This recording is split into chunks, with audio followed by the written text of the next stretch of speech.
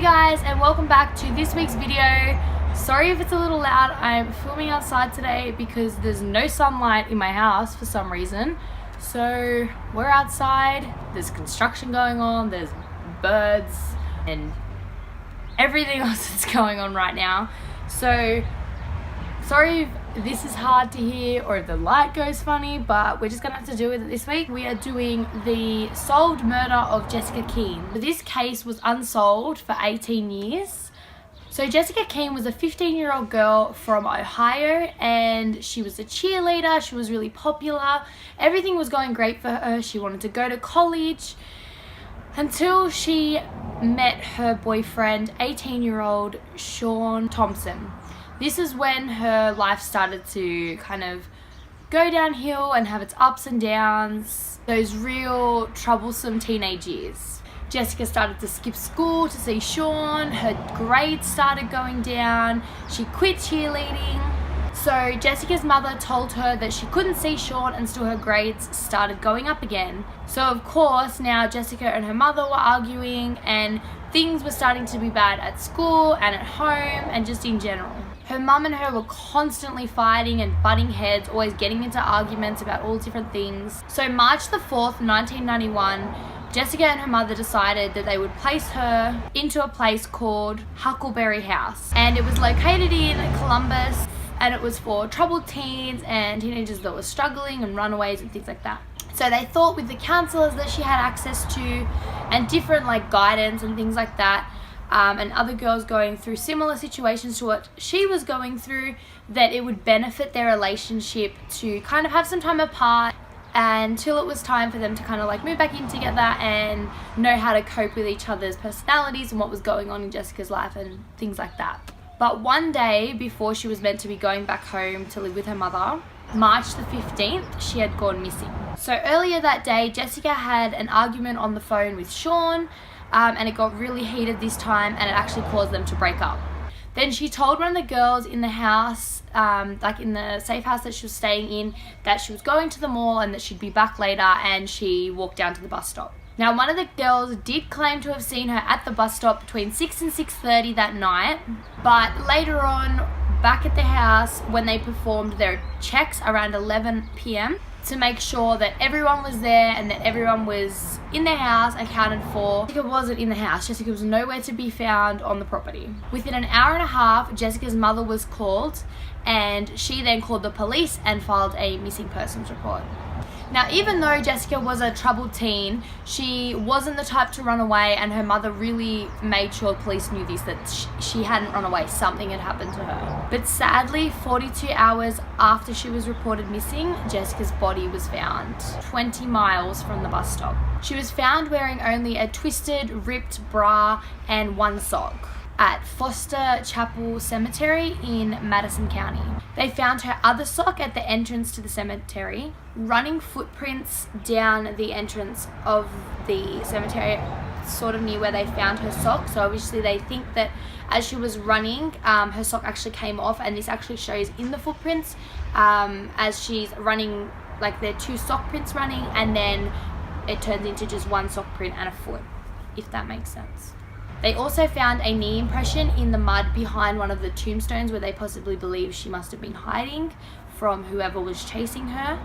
When the autopsy was performed, they found no drugs, no alcohol, or anything suspicious in her system. They did find that she had taken a big blow to her forehead and that she was sexually assaulted. They believed that she had escaped her attacker and was running away and jumped the fence going into the cemetery, not knowing that it was a cemetery, but at this point she obviously just needed to get away, and that she probably saw there was a farmhouse that you could see from the cemetery, and police think that there was a light on in the farmhouse that she was running to hopefully get away from her attacker.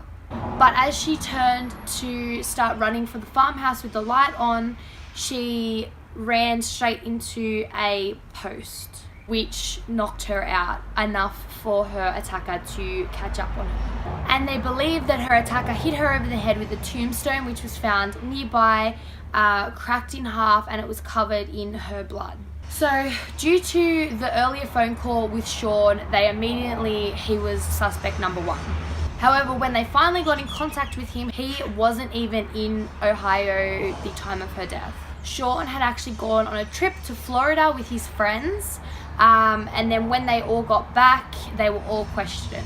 They took DNA tests from Sean to see if the DNA would match the DNA that they found on Jessica, but it wasn't a match. So they completely ruled Sean out and his friends. Now, this basically left the case cold. There was no other evidence really that linked anyone else to the scene. They obviously couldn't find who this DNA belonged to, and it was just a cold case. There was really nothing. Like, it was nothing. Crime Stoppers and police came together and put up a reward to hope someone would come forward with some sort of evidence, but no one did. So again, as more time passed, they put the reward up again, still nothing, and they were kind of getting scared of this case, that the only way that they would solve Jessica's case was if there was another one like this to happen, and they were very scared of that happening. They thought if they couldn't solve who did this case and catch who did it, what if it just kept happening to more and more girls and more people got attacked and kept getting away with it. So police started to hope that they could solve it by comparing it to other cases that were happening, but still nothing. Heaps of tips kept coming in over the years, but nothing was happening until on March the 17th, 17 years exactly to the day Jessica's body was found, the sheriff that was endlessly trying to solve Jessica's case received a phone call. The superintendent, Greg Costas, of the Ohio Bureau of Criminal Identification, had a hit on DNA they had taken from Jessica. The DNA matched to a Marvin Lee Smith. He had been serving 9 years in prison for another crime where he raped, kidnapped, and robbed 2 other females. And he was out on bond when Jessica's murder took place. While he was in jail for these other crimes, a new law came out that required felons of criminal violence to submit their DNA into a state database, and this is how they got their hit. March the 28th, 2008, Smith was arrested in North Carolina, and they finally got answers to what happened that night. Smith had abducted Jessica from the bus stop and sexually assaulted her. Once they got close to the cemetery, Jessica somehow got loose and escaped from the car, and she took off running. And police pretty much got the story straight. She hit the fence post, which gave him enough time to catch up. Smith said in order to keep himself clean, he hit her with a tombstone, but now this tombstone weighed 70 pounds. And he ripped it from the ground and hit her that hard in the head that the tombstone broke in half. He confessed to everything, and he told them all in detail of what happened that night. At first, they thought it was going to be a really hard case, even though they found out that he was linked to the sexual assault, but they couldn't prove that he'd actually physically murdered her. They could only prove that he had sexually assaulted her, but he confessed to it all, which they didn't think he was going to. And in 2009, he pled guilty to rape, murder, and was sentenced to life in prison with possible parole in 30 years, making his earliest possible release date 2038.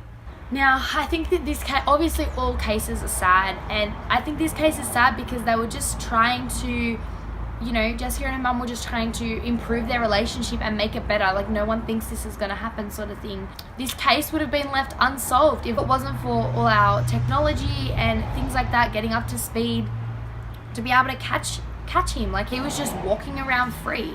There could be someone like that living near you, like next door to you, that has gotten away with everything and you have no idea. It's scary to think about, really. Anyway, guys, let me know down in the comments below what you think on this case, and go and have a look at some more information on it for yourself. There's not too much information on this case. Pretty much most of it I've kind of covered, but it's always interesting just to go and do some reading yourself, and obviously different media outlets cover it differently. But I really hope you enjoyed this video. Remember, life is short and you never know what could happen, so do what makes you happy. Try not to fight with people, because tomorrow it won't even matter, and then when they're not here it doesn't even matter. So try not to fight. Love everybody.